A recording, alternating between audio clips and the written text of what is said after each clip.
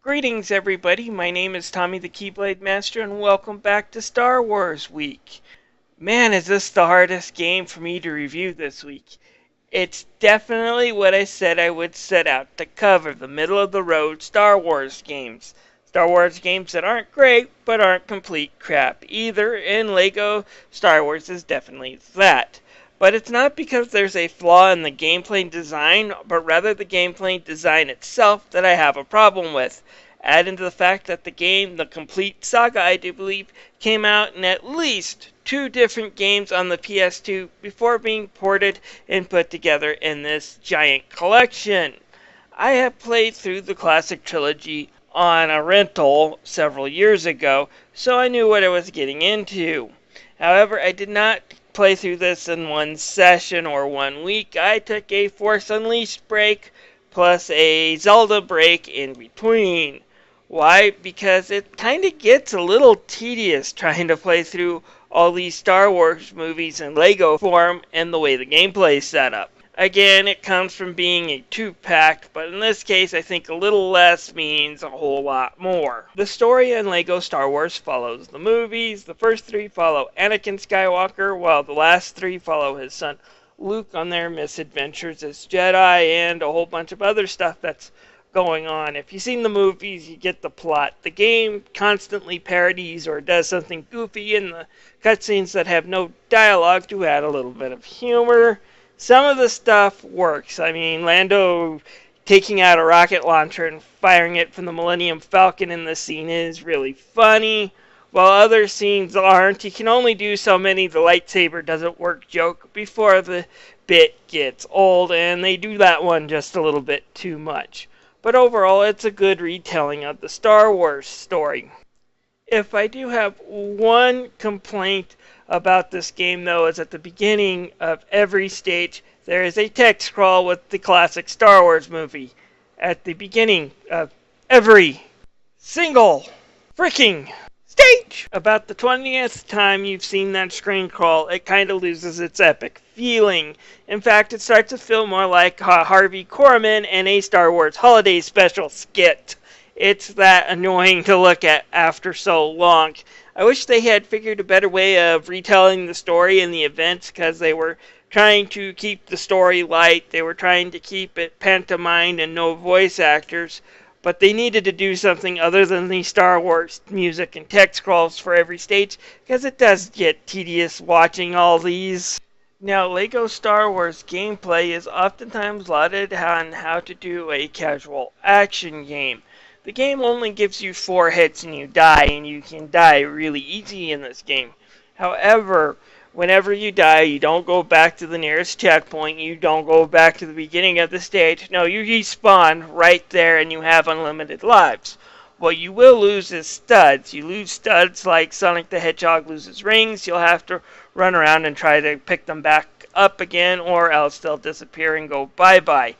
Now, it's these studs that give this game its challenge. In order to find them, you'll have to destroy things, move stuff around, and really explore the area if you want to fill this meter at top and become a true Jedi in that stage. This is, of course, meant to unlock achievements and other extra goodies that you can unlock in the shop and stuff. It's completely optional, but if you're a completionist, this game will be harder than hell. In fact, it's the studs that give this game its Achilles heel.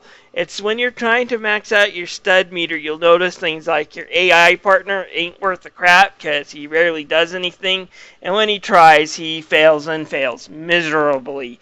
So unless you're going co-op, it's oftentimes just you with your AI guy just standing around doing nothing but being useless. And to make things worse is that as bad as some of the frustrations can be trying to solve some of these puzzles in the regular game, trying to solve them while you're on vehicle stages can be extra frustrating because the vehicles have very loose controls, they dart around, you can't do tight corners or anything to recollect those studs, and you oftentimes find yourself dying in unfair ways in these stages, so that's a bad thing too.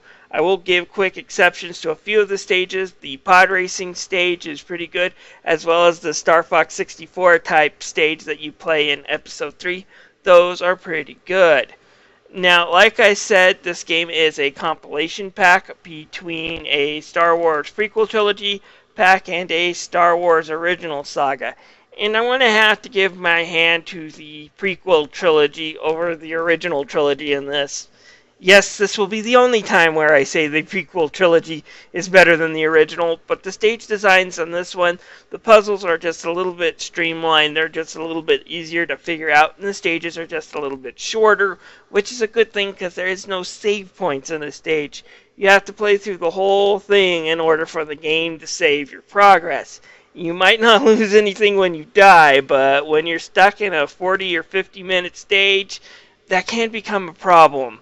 And it is a problem with Star Wars. Overall, I thought this game is pretty good, but just collecting all the bits for what is about probably 20-25 hours is just a little bit tedious. Like I said, this game's 2 or 3 other games kind of combined into one, but trying to clear the whole thing out does get a little tedious. However, if you're still looking for things to do after you clear everything and you're not bored, you can go back through in different modes, play as other characters through stages, which is quite a bit of fun because now you can actually have a scene that I wish they had in episode 3 where Darth Vader chokes the living hell out of Jar Jar Binks. They really should have had that stage.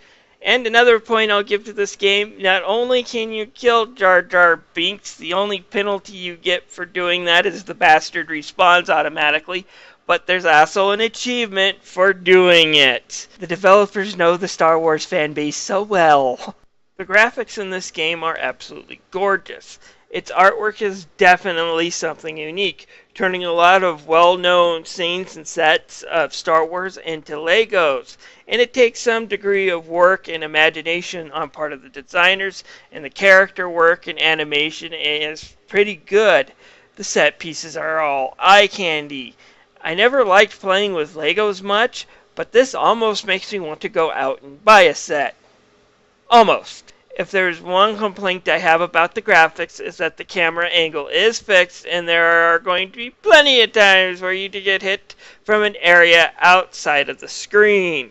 It's a good thing that the penalty for death for the most part is relatively low, but there again is another flaw in this game.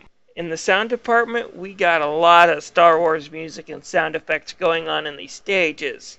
But there is no voice acting for the cutscenes, but the pantomiming is efficient enough, I guess.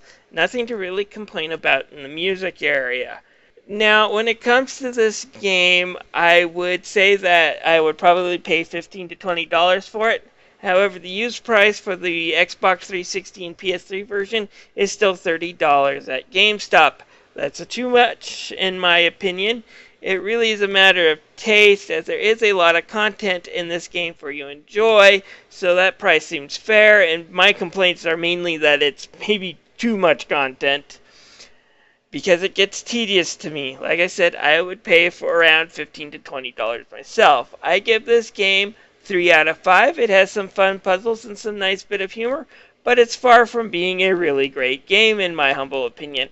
Which tomorrow we're going to be reviewing the best Star Wars game all week. It's time to take a look at Star Wars Racer's Revenge.